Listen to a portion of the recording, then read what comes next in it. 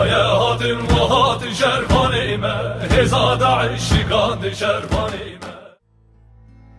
Rojava Devrimi, sadece dünyanın küçük bir bölgesinde gerçekleşen ve yalnızca bir halkın kazanımlarını esas alan bir devrim değildir. En başta, vahşi yöntemlerle kadınları köleleştirmeye ve pazarlarda satmaya çalışanlara karşı kadınların gerçekleştirdiği bir devrimdir.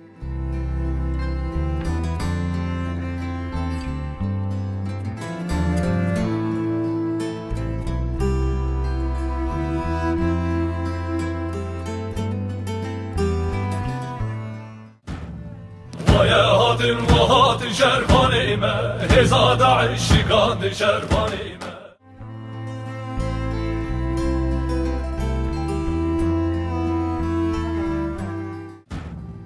ويا هاتم وهات شرفانيمه هزاد عشقان şerfanime.